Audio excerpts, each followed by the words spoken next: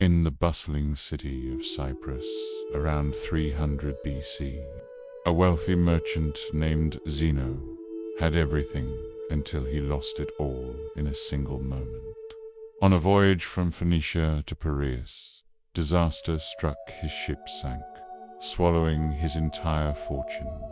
Beneath the waves, he stood on the shore, a man stripped of wealth, facing a choice that would define his legacy. Would he despair, or would he rise? Most of us would crumble under such a blow, but Zeno saw opportunity where others saw ruin. Rather than lamenting his misfortune, he turned to philosophy, immersing himself in the teachings of Socrates and others.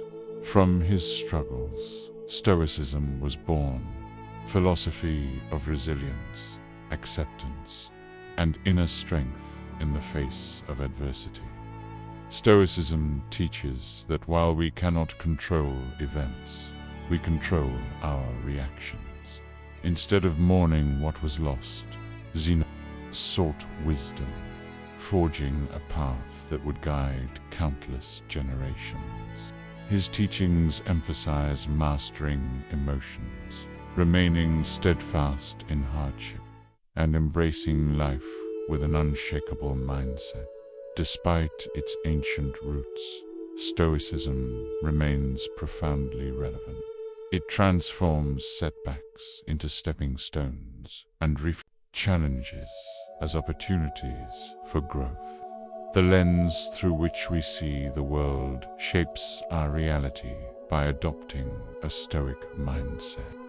We cultivate clarity, resilience, and strength in uncertainty. Unlike elitist philosophies, Stoicism was meant for all. Among its most influential figures were Epictetus, a former slave turned philosopher, Seneca, a statesman, and Marcus Aurelius, a Roman emperor whose meditations still inspire today.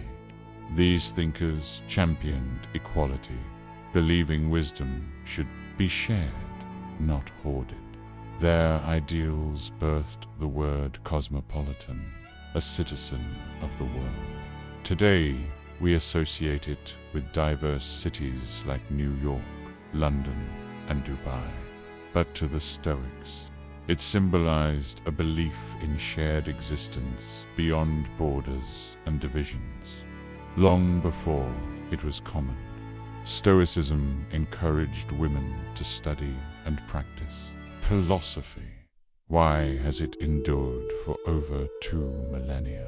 Because life is unpredictable, and expectations shape our suffering.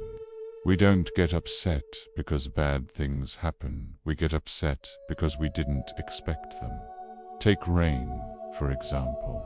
It nourishes the earth, hydrates livestock, and cools the air. Yet, if caught unprepared, it feels like an inconvenience. But we don't cry when it rains, because we expect it. Stoicism teaches us to extend this mindset to all hardships, misfortune, and when it comes, meet it with acceptance.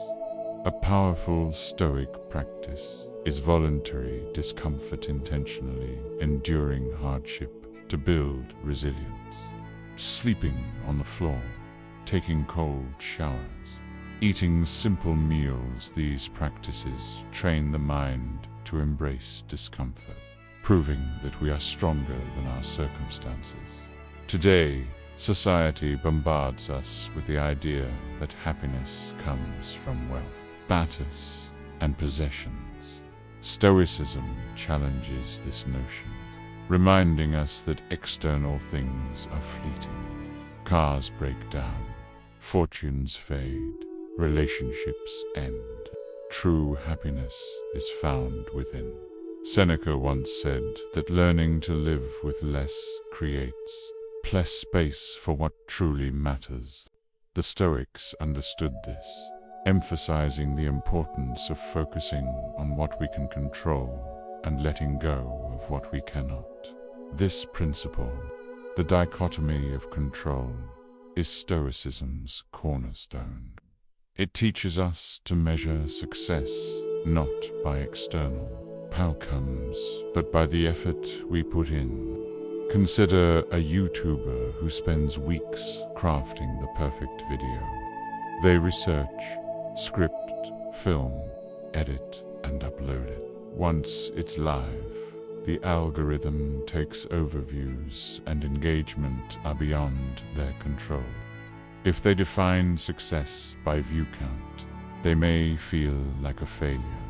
But if they judge success by the effort and skill invested, they remain fulfilled, regardless of external validation. This mindset applies to all areas of life. Imagine an employee working tirelessly for a promotion. If they don't get it, they might assume they weren't good enough. But countless factors could be at play, but cuts, office politics, bad timing. By focusing on effort rather than outcome, they maintain motivation and self-worth.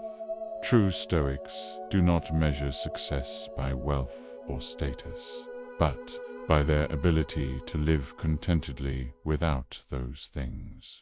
The four virtues of Stoicism, wisdom, courage, temperance, and justice guide this mindset.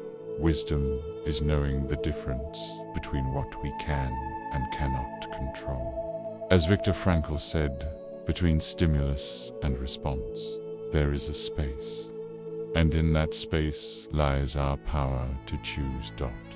Courage means persisting in the face of hardship. As Stoics put it, persist and resist.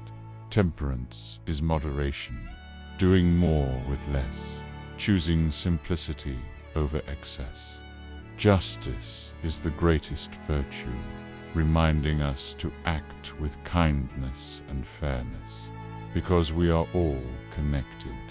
Even Nelson Mandela, who endured 27 years in prison, chose reconciliation over revenge. He understood that the past was unchangeable, but the future was within his control.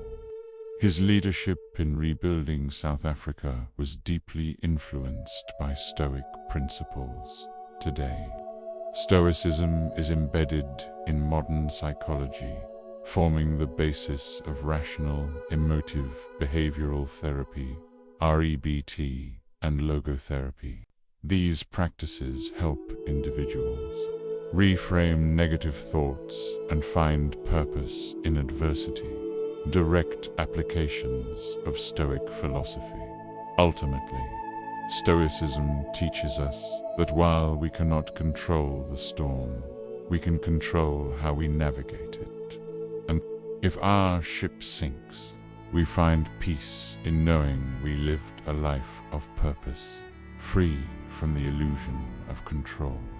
Because, in the end, everything has limit sex, our inner strength.